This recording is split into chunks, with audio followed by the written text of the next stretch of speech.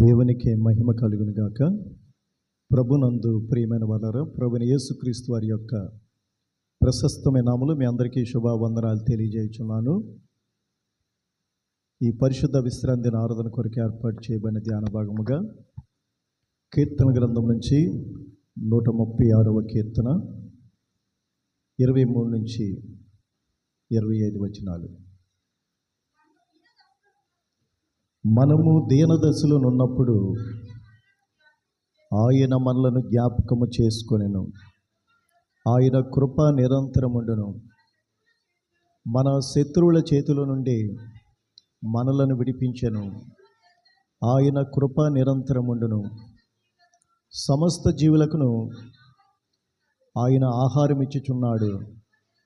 ఆయన కృప నిరంతరముండును. ఆకాశమందుండు దేవునికి కృతజ్ఞతాస్తుతులు చెల్లించుడి. ఆయన కృప నిరంతరముండును. మనము దీనదశలో ఉన్నప్పుడు ఆయన మనలను జ్ఞాపకము చేసుకొనెను. ఆయన కృప నిరంతరముండును. ఇక్కడ చూసినట్లయితే ఈ దినాన్న దేవుని చేత కట్టబడడం, దేవుని చేత కాపాడబడడం, దేవుని ద్వారా మనము దేవుడిచ్చేటటువంటి కష్ట ఫలాన్ని సమృద్ధిగా అనుభవించడం, ఈ 3 విషయాల మీద మనం ధ్యానము చేసుకుంటున్నాం. దేవుని చేత కట్టబడిన హృదయాలుగా, జీవితాలుగా, కుటుంబాలుగా మనం ఉండాలి. అలాగే దేవుని చేత కాపాడబడేటటువంటి జీవితాలుగా, కుటుంబాలుగా మనం ఉండాలి. అలాగే దేవుని కృపలో, దేవుడిచ్చినటువంటి పనిలో దేవుని ఆశీర్వాదం పొందుతూ సమృద్ధి అయినటువంటి కష్టఫలాన్ని మనము అనుభవించడం అనేది అది దేవుని కృపలోనే లభ్యమవుతుందనే సత్యాన్ని మనము గ్రహించాలి. మనము దీనదశలో ఉన్నప్పుడు ఆయన మనలను జ్ఞాపకము చేసుకున్నాం. ఏంటి దీనదశ? 2 విధాలుగా మనం ఆలోచించవచ్చు.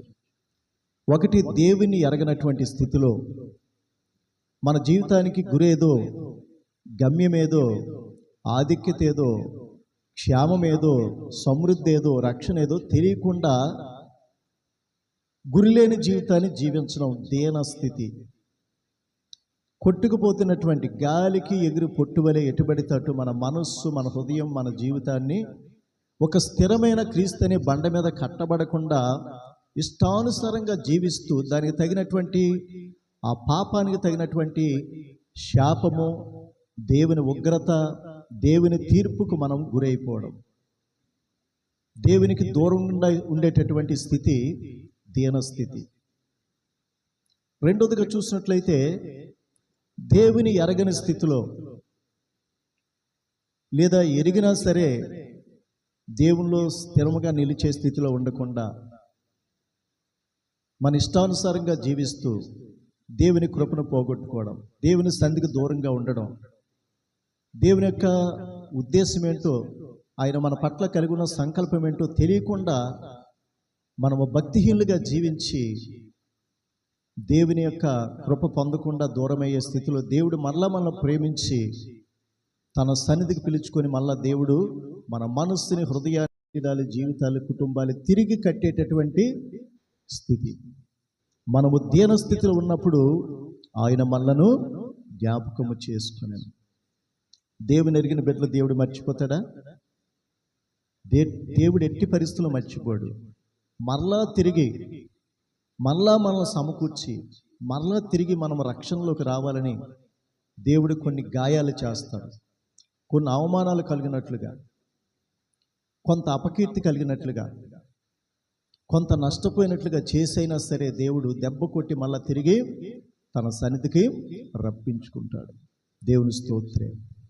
మొదటి మాట, మనము దీనస్థితిలో ఉన్నప్పుడు ఆయన మనలను జ్ఞాపకము చేసుకుని ఆయన కృప నిరంతరముండును. రెండోదిగా చూసినట్లయితే మన శత్రువుల చేతుల నుండి మనలను విడిపించెను. ఆయన కృప నిరంతరముండును. శత్రువుల చేతిలో నుండి. శత్రువు అనగా మొదటి శత్రువు ఎవరు మనకి? సాతానుడు. ఒకటి శరీరము, రెండోది లోకము, మూడోది సాతాను, అపవాది, లూసిఫర్. ఈ ముగ్గురు మన మీద దాడి చేస్తుంటారు. మొదటగా మనం అంటిపెట్టుకున్న మన శరీరమే మనకు శత్రువు. శరీరం ద్వారా మనం పాపంలో పడిపోతున్నాం. కన్ను ద్వారా చూడడం, చెవి ద్వారా వినడం, మనస్సులో ఆలోచన కలిగి ఉండడం, హృదయంలో భావోద్రేకాలకు గురవడం, శరీరంతో పాపం చేయడం, టెంప్ట్ అయిపోవడం. ఒకటి కన్ను, రెండోది శరీరము, రెండోది మనస్సు, మూడోది హృదయము, నాలుగోది శరీరము. ఈ స్థితిలో మనల్ని మనం నాశనం చేసుకుంటాం. ఎంత గొప్ప వాక్యం విన్నా, ఎంత ఉజ్జీవకరమైన వర్తమానం విన్నా, నీ కన్ను అదుపు లేకపోతే, నీ మనస్సు అదుపు లేకపోతే, నీ హృదయంలో భావోద్రేకాలు అదుపు లేకపోతే, నీవు పాపానికి నీ శరీరాన్ని లోపరచకపోతే దేవుడి నీలో గొప్ప కార్యము చేయగలడు. లేదు, నువ్వు దేవుని నిర్లక్ష్యం చేస్తే దానికి తగినటువంటి పర్యవసానం నీ జీవితంలో పొందవలసి ఉంటుంది. ఎందుకంటే శరీరంతో చేసిన ప్రతి అపరాధం, ప్రతి అతిక్రమము, ప్రతి అవిధేయత, ప్రతి పాపానికి మనము ఈ శరీరంలో జీవించే జీవితం ముగిసేలోపే దానికి తగిన ప్రతిఫలము మనం పొందక తప్పదు. దావీదంత మహాభక్తుడే, జ్యేష్ఠ కుమారుడే, హృదయానుసారుడే, బత్షెబా విషయంలో తప్పు చేసినప్పుడు నాతాను ప్రవక్త వచ్చి చెప్పాడు, ఒక ఉపమానం చెప్పాడు. ఒక పేదవాడికి ఒక చిన్న గొర్రెపిల్ల ఉంది, దాన్ని ఒడిలో పెట్టుకొని అల్లారు ముద్దుగా పెంచుకుంటున్నాడు, తన కూతురులాగా చూసుకుంటున్నాడు. ప్రక్కనే ఉన్నటువంటి ఒక ధనవంతుడు వాడి ఇంటికి వచ్చిన చుట్టాలకి వీడి దగ్గర వేల సంఖ్యలో గొర్రెలు మేకలు ఉన్నప్పటికీ కూడా ఆ పేదవాని యొక్క గొర్రె పిల్లను పట్టుకొని దాన్ని వధించి వారికి విందు చేశారు అని చెప్పినప్పుడు దావీదుకి చాలా కోపం వస్తుంది. ఎందుకంటే అతడు కూడా గొర్రెలు కాపరి కాబట్టి ఒకప్పుడు రాజుగా ఉన్నాడు. ఉద్రేకంతో వాడు ఒకటికి బదులు 4 తిరిగి చెల్లించవలెను అన్నాడు. ఒక గొర్రె పిల్లకు బదులుగా వాడు 4 అంతలు చెల్లించాలి అన్నప్పుడు అది తనకే కాబట్టి ఆ విషయం తెలియక ఆ మాట అన్నాడు. 4 కుమారులు ఏమైపోయారంటే భ్రష్టులు అయిపోయారు. 4 కుమారుల్ని పోగొట్టుకోవలసిన పరిస్థితి వచ్చింది. కాబట్టి ఇక్కడ చూసినట్లయితే రెండోది, మన శత్రువుల చేతిలో నుండి మనలను విడిపించును. ఎవరండి శత్రువు? ఒకటి శరీరము, రెండోది లోకము. అందుకని దేవుడు చెప్తున్నాడు, మీరు లోకమునైనను లోకములో ఉన్న వాటినైనను ప్రేమింపకడి. లోకములో ఉన్నవన్నీ అవి లోక సంబంధమైనవి కానీ అది దేవుని మూలన కలిగినవి కావు. లోకము దానిలో ఉన్న ఆశలన్నీ గతించిపోతాయి, కానీ దేవుని చిత్తాన్ని నెరవేర్చేవాడు నిరంతరము జీవిస్తాడని దేవుని యొక్క వాక్యము స్పష్టంగా సెలవిస్తుంది. లోకములో ఏముందండి? నేత్రాశ, శరీరాశ, జీవపు డమ్ము. ఈ 3 ఈ లోకంలో ఉన్న ప్రతి మనుషుని ఏలుతున్నాయి. అవి లోక సంబంధమైనవి, అవి దేవుని మూలముగా కలిగినవి కావు. ఈ స్థితిలో ఉన్న నీవు దేవుని చిత్తాన్ని, దేవుని ఇష్టాన్ని నెరవేర్చిన వాడైతే నువ్వు నిత్యము నిరంతరం ఎల్లప్పుడూ జీవిస్తావు దేవునిలో. దేవుడు నీలో జీవిస్తాడని ఈ వాక్యం స్పష్టంగా సెలవిస్తుంది. దేవుని స్తోత్రం. మూడోది ఆహారం గురించి ఉంది. సమస్త జీవులకు ఆయన ఆహారం ఇచ్చి ఉన్నాడు, ఆయన కృప నిరంతరం ఉండును. ఒకటి, ఆయన చేత కట్టబడినటువంటి మనస్సు, హృదయము, జీవితం, కుటుంబం. రెండోది, మన శత్రువుల మీద చేతులుండి మనను విడిపించి మనకు జయం ఇవ్వడం. మూడోది, సమస్త జీవులకు ఆయన ఆహారము ఇచ్చుచున్నాడు, ఆయన కృప నిరంతరము ఉండును. మొదటి కట్టబడడం, రెండోదేమో కాపాడబడడం, మూడోది కష్టాజితాన్ని సమృద్ధిగా సంపూర్ణంగా మనం అనుభవించడం.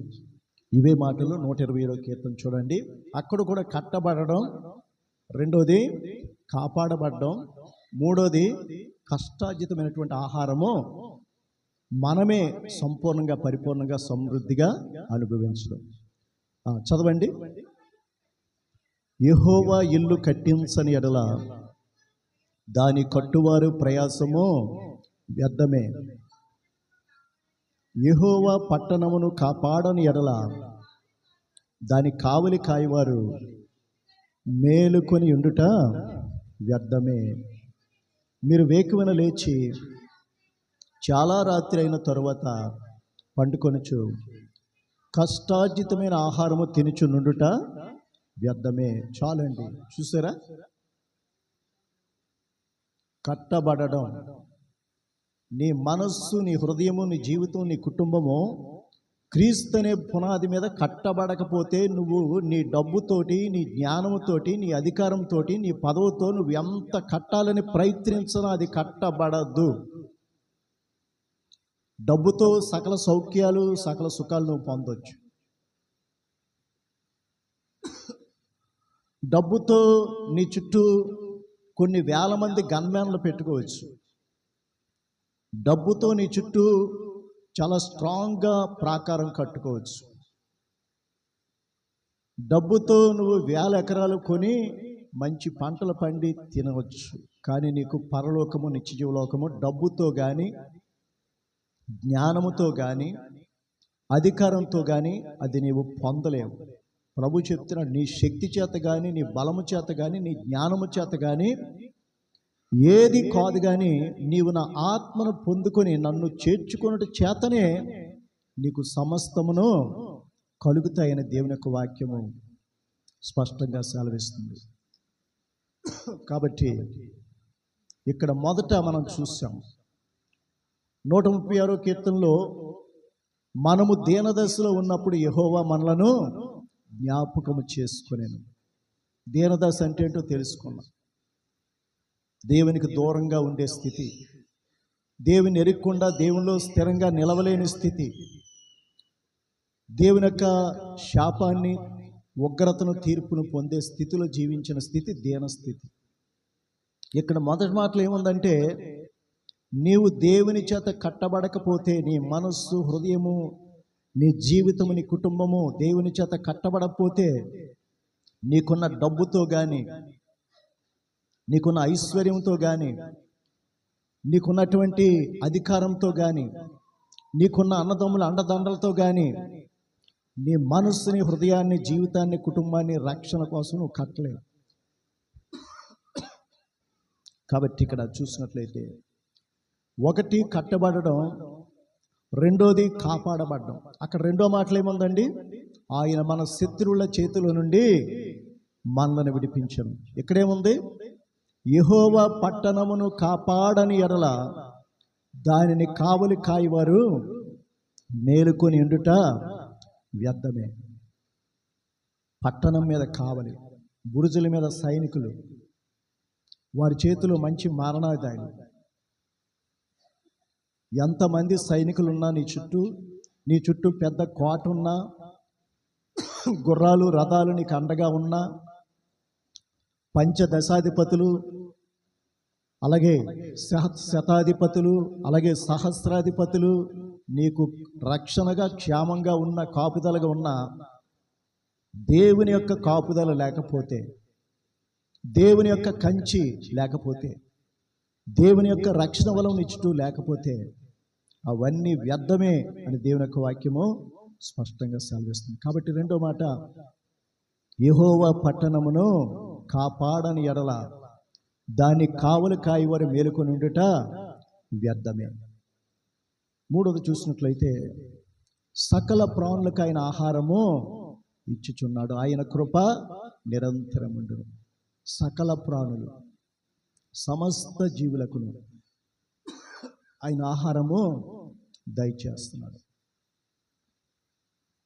సమస్త జీవులంటే మనుషులతో పాటు పశువులు, పక్షులు, జంతువులు, భూచరాలు, జలచరాలు, ఆకాశ పక్షులు, ప్రాకిడి పురుగులు అన్నిటికీ కూడా ఆయన అనుదినము వాటి ఆహారాన్ని ఏం చేస్తున్నట్ట?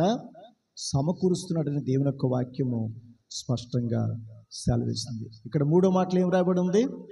మీరు వేకువనే లేచి చాలా రాత్రి అయిన వరకు కష్టపడుచు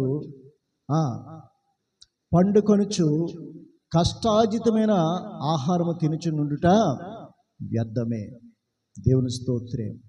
వేకువనే 2 గంటలకో 3 గంటలకో లేచిపోయి ఆ పొలానికో లేదా వ్యాపారానికో లేకపోతే ఉద్యోగానికో వెళ్ళిపోయి వేకువని లెగుస్తావట.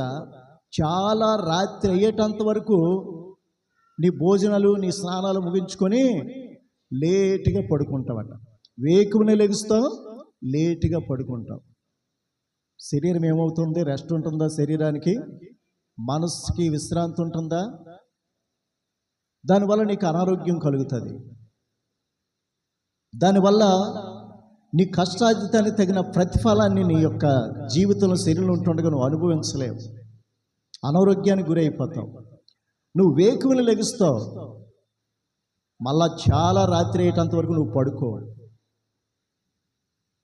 అలాగే నువ్వు చేస్తూ నీ కష్టార్జితాన్ని నువ్వు అనుభవించుట అది నీకు వ్యర్థమే అని దేవుని యొక్క వాక్యము స్పష్టంగా సెలవిస్తుంది.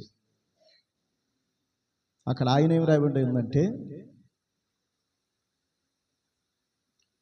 ఆ యొక్క 136 కీర్తనలో ఆయన సకల జీవులకు సమృద్ధిగా ఆహారాన్ని సమకూరుస్తున్నాడు. ప్రభు చెప్తున్నాడు, ఆకాశ పక్షులను చూడండి, అవి విత్తవు, కోయవు, కొట్లలో సమకూర్చుకొనవు, అయినను మీ పరలోకపు తండ్రి వాటికి సమృద్ధిగా ఆహారాన్ని సమకూరుస్తున్నాడు. అడవి పువ్వులను చూడండి, అవి వడకవంట, అవి కష్టపడవంట, కానీ సొలొమోను సైతము వాటి వలె అలంకరింపబడినటువంటి గొప్ప అలంకరణ దేవుడు వాటికి చేసి ఉన్నాడు. అల్ప విశ్వాసులారా, వాటిని పోషిస్తూ వాటికి వస్త్రాలు ఇస్తున్నటువంటి దేవుడు నీకు ఆహారం ఇవ్వలేడా? వస్త్రాలు ఇవ్వలేడా అని ప్రభు సెలవిస్తున్నాడు. కాబట్టి ఇక్కడ 3 విషయాలు ఈ దినాన మనము జ్ఞాపకం చేసుకుంటాం. 1, దేవుని చేత మన మనస్సు, మన హృదయము, మన జీవితాలు, మన కుటుంబాలు కట్టబడ్డాయా? ఎంతో సమయం అయిపోయింది దేవుని ఎరిగి.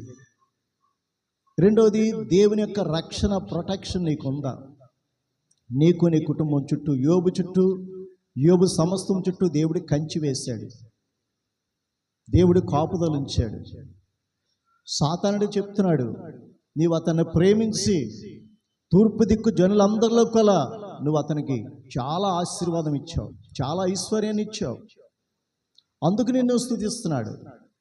నేను వెళ్ళి అతన్ని చెరపాలనుకుంటే అతని చుట్టూ నీ కంచి ఉంది, ఆ కంచి తీసివేస్తే అతను నేను శోధిస్తాను, అప్పుడు నిన్ను అతడు దూషిస్తాడు, నీకు దూరం అయిపోతాడని చెప్పినప్పుడు దేవుడు సాక్ష్యం ఇస్తున్నాడు, భూమి మీద ఆకాశం కింద యోబు వంటి వాడు లేడని సాక్ష్యం ఇస్తున్నాడు.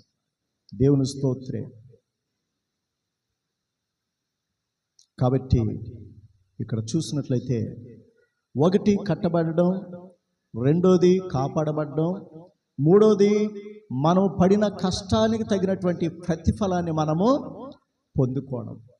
ఇవన్నీ ఎప్పుడు జరుగుతాయంటే మనము దేవునిలో సంపూర్ణంగా, పరిపూర్ణులుగా, దేవునిలో నేను బలం పొందుకోవాలి, శక్తి పొందుకోవాలి, జ్ఞానం పొందుకోవాలి. శరీరంలో కాదు, ఆత్మలో, జీవములో నేను శక్తిని, బలాన్ని, జ్ఞానాన్ని పొందుకొని దేవునిలో నేను బలంగా, దృఢంగా, స్థిరంగా నిలిచి ఉండాలి. దేవునిలో నేను ఫలించాలి. దేవునిలో నేను శక్తివంతుడిగా, బలవంతుడిగా, జ్ఞానవంతుడిగా ఉండాలని ఎవరైతే వారి హృదయాల్ని దేవుని మీద స్థిరపరుచుకుంటారో వారి జీవితాలు ఎటువంటి ప్రతిఫలమో చూడగలరు. చాలామంది జీవితాల్లో కష్టపడతారు కానీ ఇంకెవడో అనుభవిస్తుంటాడు.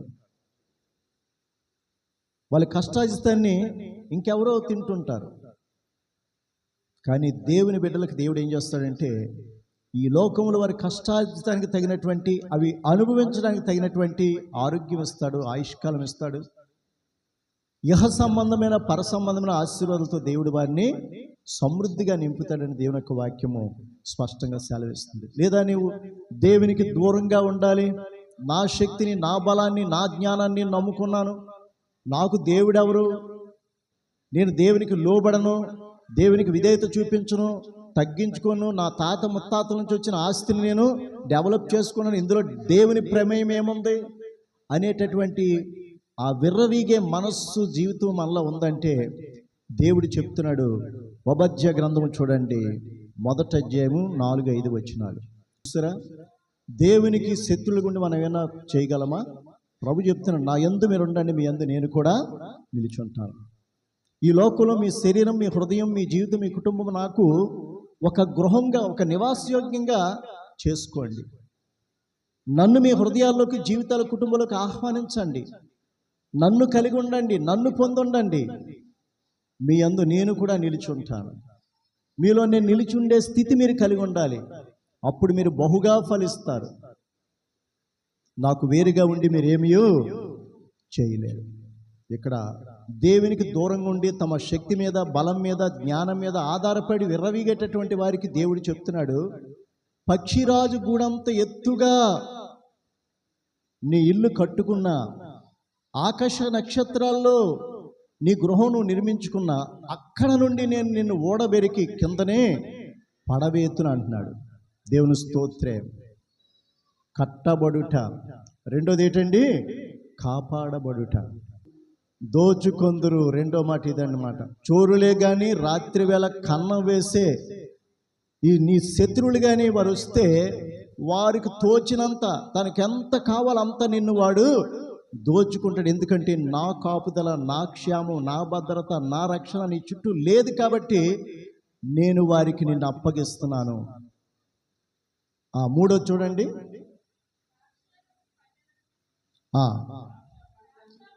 మూడోది, కష్టార్జితమైనటువంటి ఆహారము తినుచు. కష్టార్జితమైనటువంటి ఆహారము మనం కష్టపడి సంపాదించాం, కష్టపడి విత్తాం, కష్టపడి పండించాం. కానీ శత్రువులు వచ్చి కొల్లగొట్టి పోకుండా దేవుని కాపుదల మనకి ఉండాలని వాక్యం సెలవిస్తుంది. మూడోది, ద్రాక్ష పండ్లను ఏరువారు నీ యొద్దకు వచ్చిన ఎడల పరిగి ఏరుకుని వారికి కొంత ఉండనిత్తురు కదా, నిన్ను చూడగా నీవు బొత్తిగా చెడిపోయి ఉన్నావు. చాలండి. చూసారా? నీ ద్రాక్ష తోటలు, నీ ఒలివ తోటలు, నీ అంజూరపు తోటలు ఏరడానికి నీ పనివారు వచ్చినప్పుడు వారు మొత్తం అన్నీ కోసేరు. ఫలభరితమైనవి కోసి ఇంకా మొగ్గవలసినవి, ఇంకా బలహీనమైనవి పరిగి ఏరుకునే వారికి కొంత ఉంచేస్తారు వాళ్ళు. కానీ నిన్ను చూడగా, నాకు దూరంగా ఉన్న నిన్ను చూడగా పరిగి ఏరుకోవడానికి కూడా చిన్న పింజు కూడా లేకుండా నీ శత్రువులు నిన్ను, నీ ఆహారాన్ని కష్టపడి విత్తిన, కష్టపడి పండించిన, కష్టపడి ఆశలు పెట్టుకున్నదంతా కూడా పూర్తిగా దోచుకొని వెళ్ళిపోతారు కదా అని దేవుని యొక్క వాక్యము స్పష్టంగా సెలవిస్తుంది. ఈ 3 రెఫరెన్స్లను అనగా కీర్తన 136 అధ్యాయంలో చదివినటువంటి భాగము, కీర్తన 127 అధ్యాయంలో చదివినటువంటి భాగము, ఓబద్య గ్రంథంలో చదవబడిన పాట ఏంటంటే, ఒకటి, నువ్వు కట్టబడాలి, నువ్వు కట్టబడాలి. రెండోది, నువ్వు కాపాడబడాలి. మూడోది, నీ కష్టాయిస్తాన్ని నీవు, నీ భార్య, నీ బిడ్డలు సమృద్ధిగా అనుభవించాలి. ఈ 3 విషయాల మీద మనము ధ్యానం చేసుకుంటున్నాం. నీవు దేవునికి లోబడినట్లయితే, విధేయత చూపించినట్లయితే, తగ్గించుకున్నట్లయితే, దేవునికి ఇష్టమైనటువంటి జీవితం నువ్వు జీవించినప్పుడు ఆయన నీ యందు సంతోషించి ఆనందించి, మన పితరుల యందు ఆయన సంతోషించి ఆనందించి ఎలాగైతే సమృద్ధినిచ్చారో అదే విధంగా దేవుడు మన యందు ఆనందించి మన హృదయ వాంఛలను, కోరికలు తీరుస్తాడని, మనం తలపెట్టే ప్రతి పనిలో ఆయన తోడి ఉండి వాటిని సఫలీకృతం చేస్తాడని, నీకు కావలసిన దానికంటే, అనగా అడిగిన దానికంటే, ఊహించిన దానికంటే, తలంచిన దానికంటే అత్యధికమైన ప్రతిఫలం నీకు ఇస్తాడని దేవుని యొక్క వాక్యము స్పష్టంగా సెలవిస్తుంది. అందుకనే యెషయా గ్రంథం 62 అధ్యాయము 8-9 వచనాలు అక్కడ మాటలు మనకు తెలియచేస్తున్నాయి. నువ్వు దేవునికి లోబడినప్పుడు, విధేయత చూపించినప్పుడు, తగ్గించుకున్నప్పుడు దేవుడు నీ పక్షంగా, నీ సమస్త కార్యాల్లో ఆయన జోక్యం చేసుకొని నీ పక్షంగా ఆయన నిన్ను ఆశీర్వదిస్తాడు, దీవిస్తాడు, సమృద్ధినిస్తాడని అక్కడ వాక్యం సెలవిస్తుంది. యెషయా గ్రంథము 62 అధ్యాయము 8-9 వచనాలు. యెహోవా ఇలాగు ప్రమాణము చేసెను, నిశ్చయముగా ఇకను నిశ్చయముగా ఇకను నీ ధాన్యమును నీ శత్రువులకు ఆహారంగా నేను ఇయ్యను. నీవు ప్రయాసపడి తీసిన ద్రాక్షరసమును అన్యులు త్రాగరు. ధాన్యము కూర్చిన వారే దానిని భుజించి యెహోవాకు స్తుతి చెల్లింతురు. పండ్లు కోసిన వారే నా పరిశుద్ధాలయమందు మంటపములలో దానిని త్రాగుదు. ఇవంతా ఏంటంటే, మీరు నాకు లోబడినప్పుడు, నా ఎదుట మీరు తగ్గించుకున్నప్పుడు, నాకు విధేయులైనప్పుడు మీ యొక్క పరిస్థితులన్నిటిలో కూడా నేను జోక్యం చేసుకుంటాను. మీ పక్షంగా నేను కార్యాలు చేస్తాను. మీరు కష్టపడి సంపాదించినటువంటి ఐశ్వర్యము, మీరు కష్టపడి పండించినటువంటి పంటలు, మీరు కష్టపడి నాటినటువంటి ఆ ద్రాక్ష, ఒలివ తోటలు, అంజూరపు తోటలు, దానిమ్మ తోటల యొక్క ఫలాన్ని మీరే సమృద్ధిగా దానిని అనుభవిస్తారని దేవుని యొక్క వాక్యం సెలవిస్తుంది. కాబట్టి మన సకల మార్గాలు, మన యొక్క ఆశీర్వాదము, మన యొక్క సమృద్ధి దేవుని చేతిలో ఉన్నాయి. అది మనముగా ఎంత ప్రయాసపడినా ఏమి కూడా ప్రయోజనం లేదు. ఎందుకంటే దేవుడు చెప్తున్నాడు, పొందగోరు వారిలో కానీ ప్రయాసపడు వారిలో కానీ ఏమీ లేదు, కానీ కరుణించు దేవుని యందే సమస్తమును మనము పొందగలమని దేవుని యొక్క వాక్యము స్పష్టంగా సెలవిస్తుంది. నేను నాటితిని, అపోల్లో నీళ్లు పోసెను, కానీ వృద్ధి కలిగించేవాడు దేవుడే. కాబట్టి నాటువానిలో కానీ నీళ్లు పోయేవానిలో కూడా ఏమీ లేదు, కానీ కరుణించు దేవుని యందే సమస్తము ఉన్నావని మనము గమనించాలని దేవుని యొక్క వాక్యము స్పష్టంగా సెలవిస్తుంది. మనకు దేవునికి లోబడినప్పుడు, విధేయత చూపించినప్పుడు, తగ్గించుకున్నప్పుడు దేవుడు మన పట్ల ఎలాంటి ప్రసన్నత, ఎలాంటి కృప చూపిస్తాడో యెషయా గ్రంథము 65వ అధ్యాయము 21 నుంచి 23 వచనాలు చదువుకుందాం. జనులు ఇండ్లు కట్టుకొని వాటిలో కాపురముందురు, ద్రాక్ష తోటలు నాటించి వాటి ఫలములు అనుభవింతురు. వారు కట్టుకున్న ఇండ్లలో వేరొకరు కాపురం ఉండరు.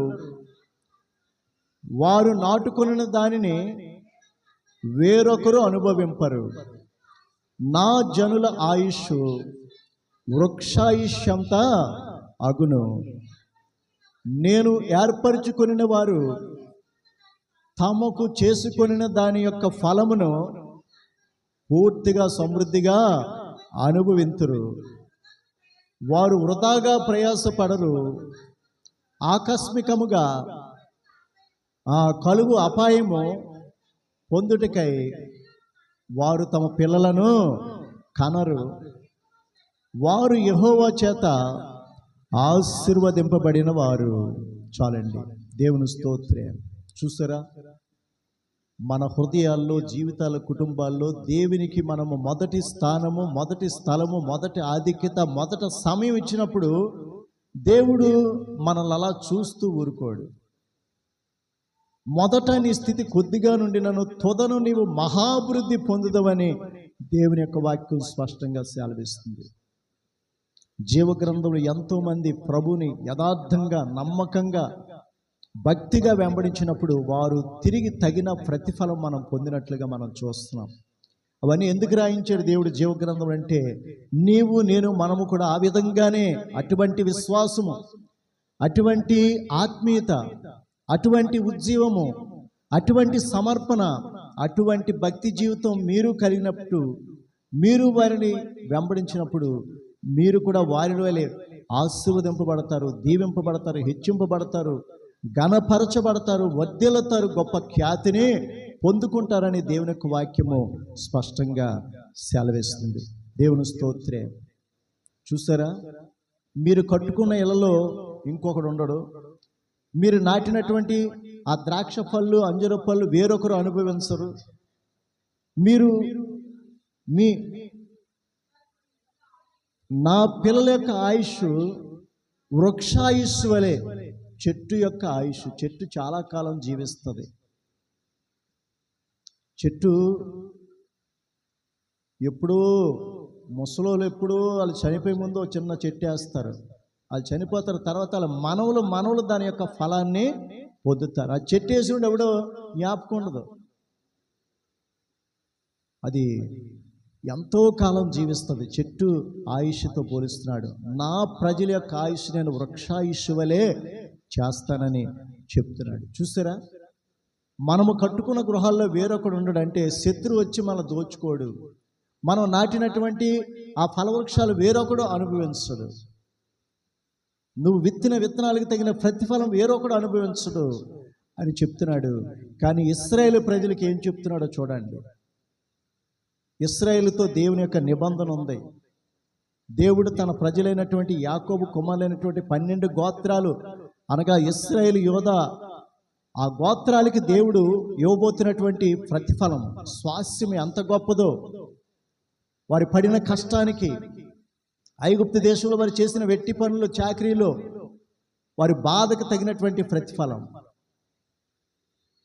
వాళ్ళు కొట్టారు, తిట్టారు, కొరడాలతో కొట్టారు, బెత్తాలతో కొట్టారు, భార్య బిడ్డలని ఒక దగ్గర ఉండిచ్చేవారు కాదు, కాలుతో తన్నేవారు, చాలా కష్టపెట్టేవారు. ఏడ్చుకుంటూ కుమిలిపోతూ గాయాలు పొందుతూ ఎంతో శారీరకంగా కష్టపడి ఆ బానిసత్వంలో ఉన్నటువంటి ప్రజలకి 10 తెగులతో ఆ ఫరోను ఐగుప్తుని వణికించి మరలా తిరిగి వచ్చేసేటప్పుడు దేవుడు, మీలో ప్రతి స్త్రీ కూడా నీ పొరుగుదాన్ని అడిగి వారి దగ్గర తీసుకోండి అని వారి చెవులకు, ముక్కులకు, నడుంకి, చేతులకు ఉన్నటువంటి బంగారాన్ని అడిగినప్పుడు వారు వెంటనే సంతోషంగా, ఆనందంగా వారికి ఇచ్చేసినట్లు మనం చూస్తున్నాం. వెండి బంగారాలతో తన ప్రజలను బయటికి నడిపించినటువంటి దేవుడు. ఐగుప్తు దేశం నుంచి, బానిసత్వం దేశం నుంచి, ఆ కఠినమైనటువంటి ఇనప కొలువు లాంటి ఆ దేశం నుంచి పాలు తేనెలు ప్రవహించే దేశానికి తీసుకెళ్లే ముందు ఐగుప్తీయులు వీరిని ఎంత కష్టపెట్టారో, ఎంత నష్టానికి గురి చేశారో, ఎంత వీరి శ్రమను దోచుకున్నారో, వాటన్నిటికీ తగిన ప్రతిఫలంతో దేవుడు వారికి వెండి బంగారాలు వారి చేత ఇప్పించి, వడ్డీతో సహా ఇప్పించి బయటికి నడిపించినట్లుగా చూస్తున్నాం. దేవుడు తన ప్రజల కష్టాన్ని, నష్టాన్ని వేరొకడు దోచుకోవడానికి ఎంత మాత్రమునో ఇష్టపడ్డాడు. తన ప్రజలు సుఖంగా ఉండాలి, క్షేమంగా ఉండాలి, సమృద్ధంగా ఉండాలి, సంతోష, ఆనంద, సమాధానాలు అనుభవించాలి. నా సన్నిధిలో ఉన్నటువంటి ఆ సంతోషం, ఆనందము, ఆ సమృద్ధి, నెమ్మది నా బిడ్డలు పొందాలనేది దేవుని యొక్క తపన, దేవుని యొక్క ఆశ. అందుకనే ఆ యొక్క దేశంలోంచి, తానిచ్చే పాలు తేనెలు ప్రవహించే దేశంలో తన ప్రజలకు ఇవ్వబోయే దాని గురించి దేవుడు సంతోషంగా, ఆనందంగా ఈ మాటలు చెప్తున్నాడు. చదవండి, ద్వితీయోపదేశకాండము 6వ అధ్యాయము 10వ వచనం నుంచి 12 వచనాలు. ద్వితీయోపదేశకాండము 6వ అధ్యాయము 10 నుంచి 12 వచనాలు. నీ దేవుడైన యెహోవా నీ పితరులైన అబ్రహాము, ఇస్సాకు, యాకోబులను, ఆ యాకోబులకు చేసిన ప్రమాణమును బట్టి నిన్ను ఆ దేశములో ప్రవేశపెట్టి నీవు కట్టని గొప్పవగు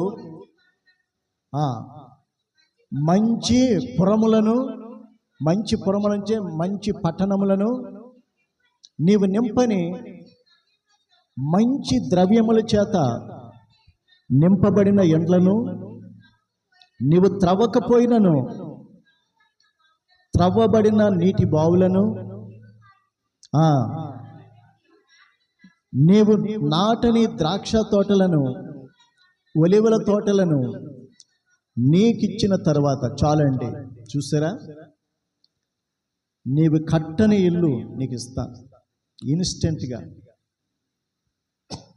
రెడీమేడ్గా ఇస్తున్నాడు. మీరు వెళ్ళండి, మీకోసం మహాపురాలు మీకోసం కట్టబడి ఉన్నాయి, మహాపట్టణాలు మీకోసం కట్టబడ్డాయి. మీరు పునాది వేయని, మీరు కట్టని మంచి నివాసయోగ్యమైన ఇల్లు ఇస్తాను. ఆ ఇల్లట శ్రేష్టమైన ద్రవ్యాలతో నింపబడి ఉన్నాయంట. శ్రేష్టమైన ద్రవ్యములు. ఆ ఇంట్లో కావలసిన ఏ గదిలో ఏది ఉండాలో అన్నీ రెడీమేడ్ అంట. ఇతర దేశాల్లో ఆ ఇల్లులు రెంట్కి ఇస్తారు, అద్దెకి ఇస్తారు. వాళ్ళు ఉట్టి ఇల్లునే ఇవ్వరాలు. ఆ ఇంట్లో వంటగదిలో ఉండవలసిన సామాన్లన్నీ ఫ్రెష్గా అలా కొని పెడతారంట అందులో. అలాగే బెడ్రూమ్స్లో ఉండేటువంటి ఆ బెడ్స్, ఆ ఏసీ, ఫ్యాన్లు, అలాగే వాషింగ్ మిషన్స్, నీవు సొంతంగా ఇల్లు కట్టుకొని ఆ ఫర్నిచర్ అంతా కొనుక్కుంటే ఎలా ఉంటుందో అలాగే ఫ్రెష్గా అన్నీ కూడా నింపి ఆ ఇంటి తాళాలు ఇస్తారు. కారు తాళంతో సహా వారు రెడీగా ఉంచుతారు నీకోసం. చూసారా? మనమైతే కనీసం బూజులైన దులపం. ఆ తర్వాత వచ్చినడైనా పోనీ కష్టం లేకుండా ఇంట్లో దిగుతాడు. బూజులు దులపం, ఆ దుమ్ము దూలు క్లీన్ చేయము. ఆ సెల్ఫ్లో ఆ కాగితాలు కూడా మనం బయటికి తీయం. ఆ మార్చిపోయినటువంటి పేపర్లు వేస్తాం కదా సెల్ఫ్లో, అలమరాల్లో. కానీ ఇతర దేశాల్లో అయితే వారు ఫ్రెష్గా అలాగా తాళాలు ఇస్తారట. ఆ భార్య భర్తల కుటుంబ ఇల్లు అలాగా హ్యాపీగా అది అనుభవించడమే. అలాగే దేవుడు ఇక్కడ చెప్తున్నాడు తన ప్రజలతో, మీ కష్టాన్ని చూశాను, మీ శ్రమను చూశాను, మీ కన్నీరు ఏడ్పు చూశాను. ఇదిగో మీరు కట్టని మహాపురాల్లో మీరు జీవిస్తారు, పట్టణాల్లో జీవిస్తారు. మీరు కట్టని గృహాల్లో అన్ని సదుపాయాలు ఉన్నటువంటి, అన్ని శ్రేష్టమైన ద్రవ్యములతో నింపబడినటువంటి గృహాలు మీకు ఇస్తాను. మీరు నాటనటువంటి ఆ యొక్క వనాల్ని, ఫలవృక్షాలు మీకు నేను ఇస్తున్నాను. మీరు త్రవ్వనటువంటి బావుల యొక్క నీరు మీరు సమృద్ధిగా త్రాగే విధంగా నేను ఉచితంగా మీకు ఇస్తున్నాను అని దేవుడు చెప్తున్నాడు. దేవుని స్తోత్రం. కాబట్టి ఇక్కడ చూసినట్లయితే 3 అంశాలు మనం ఈ దినాన ధ్యానం చేస్తాం. ఏంటంటే, దేవుని చేత కట్టబడినటువంటి జీవితాలుగా, కుటుంబాలుగా మనం ఉండాలి.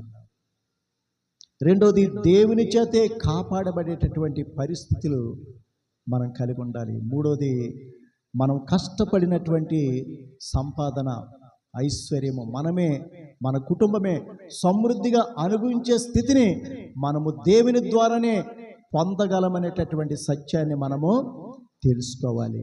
అందుకనే యెహోవా ఇల్లు కట్టించని ఎడల దాని కట్టువారు ప్రయాసము వ్యర్థమే, యెహోవా పట్టణమును కాపాడని ఎడల దానిని కావలి కాయవారు మేలుకొని ఉండుట వ్యర్థమే. మీరు వేకువన లేచి చాలా రాత్రి వరకు పండుకొనుచు కష్టార్జితమైన ఆహారము తినుచునుండుట వ్యర్థమే. తమ ప్రియులు నిద్రించుచుండగా ఆయన వారికి ఇచ్చుచున్నాడు. దేవుని స్తోత్రం. దీని అర్థం ఏంటి? చివరి మాట, నన్ను కలిగి ఉన్న మీరు విశ్రాంతిగా ఉంటారు, ప్రశాంతంగా ఉంటారు, నెమ్మది కలిగి ఉంటారు, ఆదరణ కలిగి ఉంటారు, సమృద్ధి కలిగి ఉంటారు. ఇవన్నీ కూడా ఎలా వస్తాయంటే, తన ప్రియులు నిద్రించుచుండగా, ప్రయాసము లేకుండా ప్రశాంతంగా నిర్మలంగా ఉండి, ఇవన్నీ కూడా మనము దేవుని ద్వారా పొందవచ్చు, అనుభవించవచ్చు. ఆ సమృద్ధిని మనము స్వతంత్రించుకోవచ్చు అని దేవుని యొక్క వాక్యము స్పష్టంగా సెలవిస్తుంది. దేవుడి పరిశుద్ధ మాటలు మనందరి వినికిల్లో, హృదయాల్లో నూరొంతులుగా ఫలింప చేయునుగాక. ఆమేన్.